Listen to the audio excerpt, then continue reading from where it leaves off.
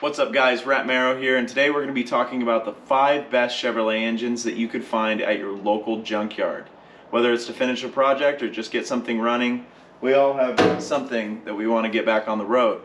Now, these aren't going to be in any particular order, and basically this video is meant specifically for the people that can't go out and buy a crate engine, don't have 20 grand to go dump on whatever they'd like, but let me tell you, there's still power to be had at the junkyard, and let's just get right into it.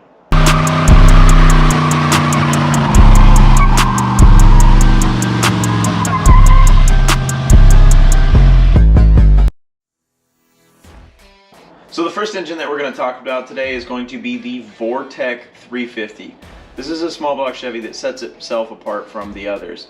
And the reason I say that is because it was the first production small block Chevy to have a factory roller camshaft.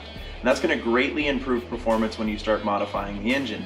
You're going to have a little bit more options available to you and a little bit more power on tap when you start modifying. Now, this engine only produces about 255 horsepower from the factory, but with an intake, cam, and headers, you can bump that easily up to about 350 horsepower. These engines have the best flowing production cylinder heads ever put on a small block Chevy, and also they have a 9.5 to 1 compression ratio, which is higher than previous generations. But that's still not out of the realm of running regular, so you can definitely put regular in this engine and you can go out and have some fun with it. However, I will say that when it comes to these Vortec 350s, they do have a different intake manifold than a traditional small block. So don't expect to have your traditional small block intake manifold and bolt it on. That's not going to work. If you want to run an aftermarket intake manifold, you will have to find a Vortec specific manifold. With that being said, these engines came in full-size Chevy trucks, vans, Suburbans, Yukons, you name it, from 1996 to 2001. These are great engines, and basically if you're looking to upgrade from an anemic TBI 350 that maybe makes 160 to 190 horsepower, this will be an awesome upgrade already, and that's before you even start modifying it. So while we're at it, why don't we go ahead and watch a short clip of a Vortec 350.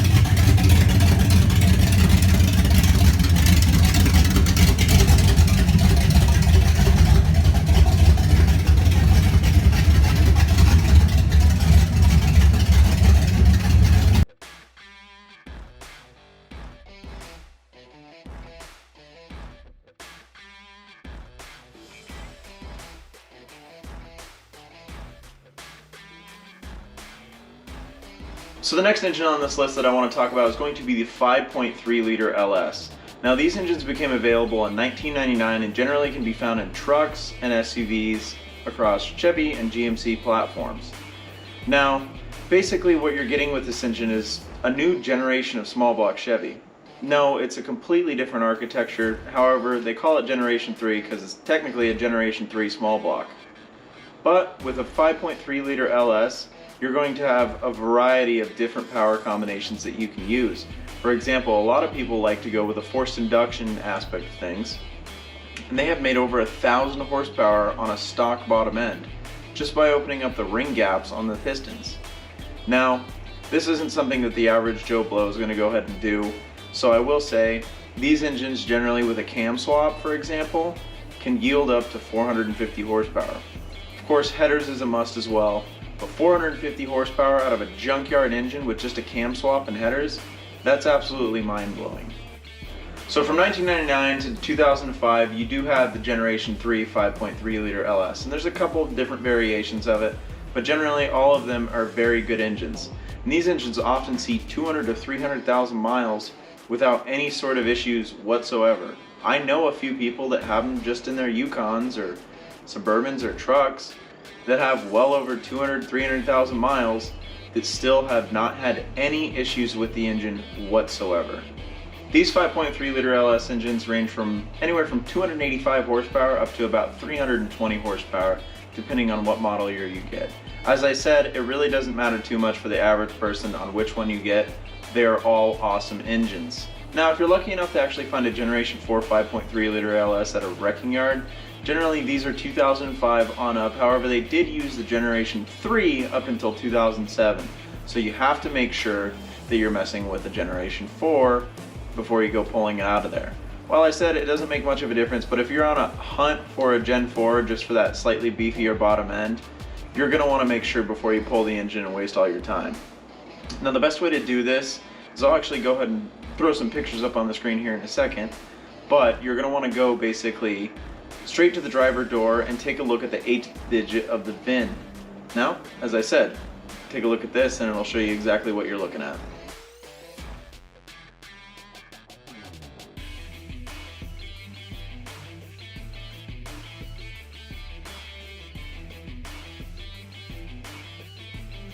Another great way to find out if it's a Gen 4 is looking at the timing cover. They're pretty considerably different, so that's another one, and I'll go ahead and throw that up there now too.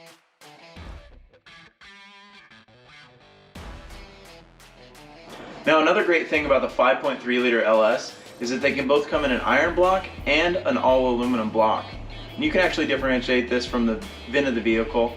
8th digit of the VIN, as I showed before, it'll actually designate if it's an aluminum block or an iron block based on the RPO code. So if you want to get frisky and save a little weight in your vehicle, that is an awesome option if you can find it. And without further ado, let's go ahead and listen to the beautiful sounds of a 5.3 liter LS.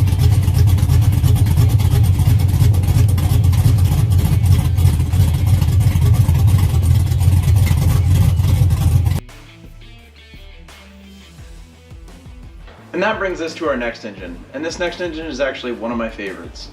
It is the small block Chevy 400, and that's an engine that honestly not very many people have heard of. And I'm sure you've heard of people talking about 383 stroker, 383 stroker this, that, whatnot. That's actually a 400 crank instead of a 350 block. And I'm pretty sure that the 350 would need to be bored over to get a 383. However, when it comes to a 400, those are engines that you can find at the wrecking yard. It's bigger than a 383.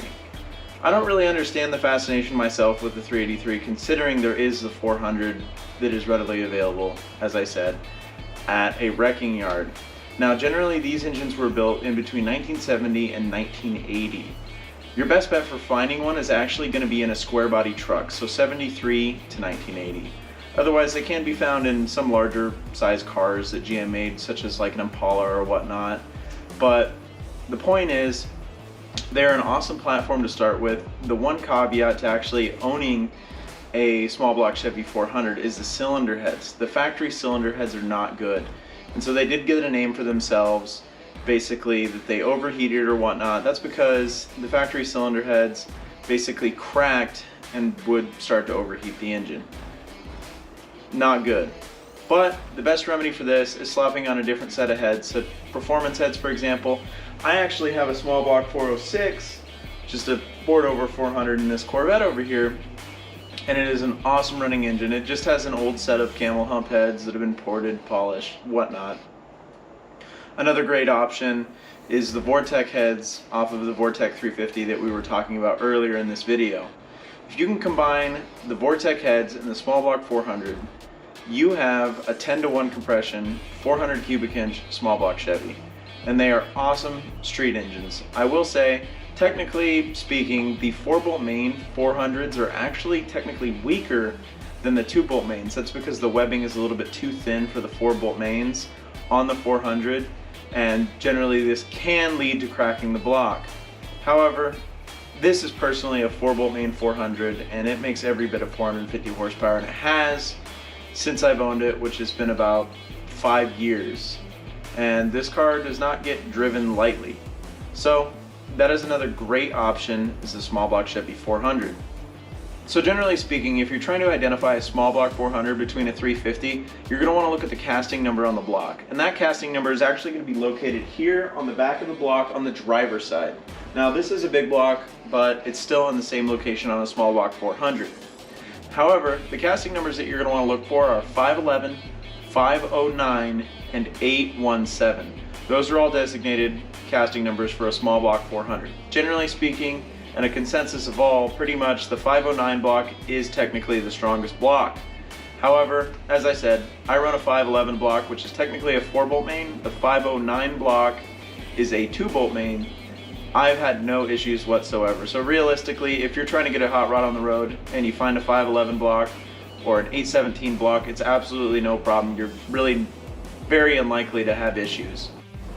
Another thing that I want to add on about the 400 is that I probably would not recommend this engine specifically if you were going to just throw it in your vehicle. As I mentioned before, obviously the cylinder had issues and whatnot, but if you're just going to throw it in your vehicle, I'd recommend a Vortec 350, mainly because a stock 400 with a stock casting heads will not make much power. These engines were basically sub 200 horsepower engines at their worst. And more than likely, that's what you're going to find, is maybe 180 horsepower small block 400. But if you make the proper modifications, it's very easy to get over 400 horsepower on a stock bottom end 400 and even crack that 500 foot-pounds of torque. And with that being said, let's go ahead and listen to that beautiful small block 400.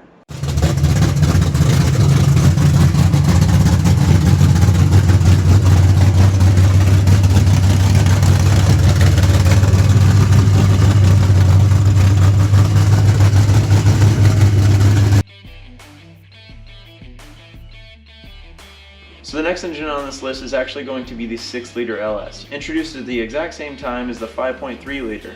It actually shares the same stroke as the 5.3 liter, just has a bigger bore. Now, when it comes to the 6-liter LS, you can generally find it in the same vehicles as the 5.3. That being said, you can find it in a van, truck, SUV, you name it. It can have it. If it's kind of like a medium duty vehicle, it can have a 6-liter LS. So just like the 5.3 liter LS, the 6-liter LS also has a Gen 3 and a Gen 4 version. The Gen 4 version came out in 2007 and does support a different block, and it does have beefier connecting rods. So if you are looking for a specific 6-liter and you're wanting a Gen 4, it's going to need to be 2007 on up. Unfortunately, these engines are a little bit harder to, well, actually a lot harder to come by, because it's not very often you see a 2007 in your local wrecking yard. At least mine anyways, they usually top out around 2003, 2004.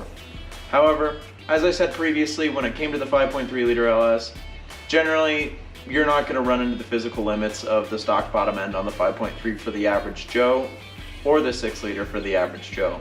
And I just wanted to throw this out there. I know that I do have 2 LS engines on this list, and it's basically because the 6-liter is a little bit harder to find than the 5.3. It's not as easy of an engine to find at a wrecking yard, and most of the time they are pulled. You can still find them there, but they're just harder to find, so I wanted to throw 2 options in there, both the 5.3 and the 6-liter.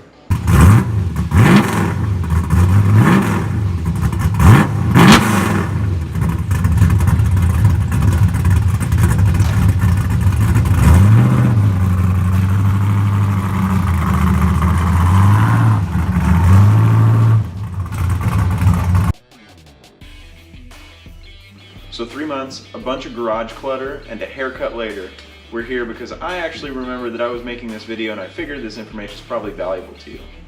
So the last engine on this list is the L29 Big Block. This was made in between 1996 and 2001. This engine was offered in 3/4 ton and 1 ton Chevys and GMCs, such as Express vans, Suburbans, Chevy trucks, GMC trucks, you name it. You can find it in there, and they are pretty plentiful at a wrecking yard. Maybe a little bit on the harder side to find than, say, a standard 454, just because they weren't made for as long. But with this, you get honestly the ultimate big block. It doesn't make an insane amount of power stock, 290 horsepower with 410 foot-pounds of torque. And I believe it also has a 9.5 to 1 compression ratio. I'll have to do a little bit more research on that to figure out exactly, and I'll put that here. But the key feature to this is its factory forged rotating assembly and its multi-port fuel injection. Now, a lot of people are going to change out that fuel injection, but for the average person that wants to go ahead, put it in their car, it's a pretty damn cool feature to have multi-port fuel injection on a big block Chevy. Because if you're going to try and do that with, like, say, like a Gen 4 or earlier big block, it's going to be considerably harder to, basically hit the aftermarket support, and a lot more expensive than if you just grab this Gen 6 L29 454.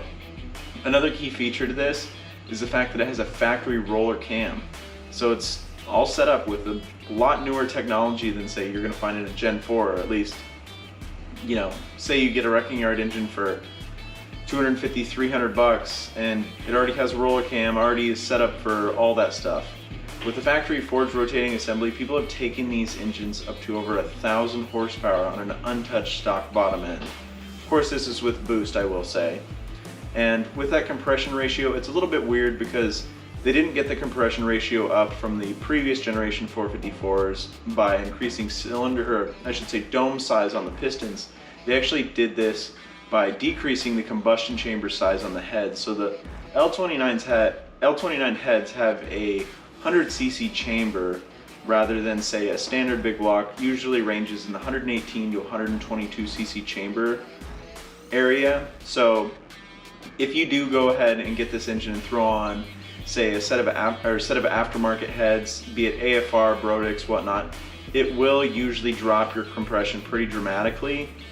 But this is an engine that I'm mostly recommending because it is so boost friendly. It's basically the Big Block LS.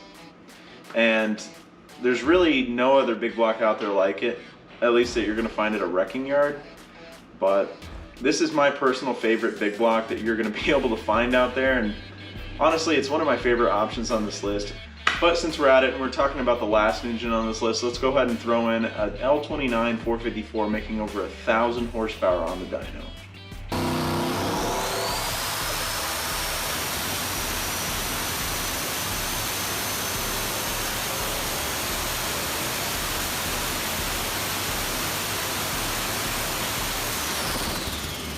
Anyways, I appreciate you guys for watching. And basically I just wanted to throw this video out there because, as I said, there's not any videos like this on YouTube where it gives you basically a broader range of what you can look for at the wrecking yard and just go out and have a little bit of fun. And as always, I appreciate you guys for watching. If you don't mind hitting that like or subscribe button. And of course, you guys have a great day.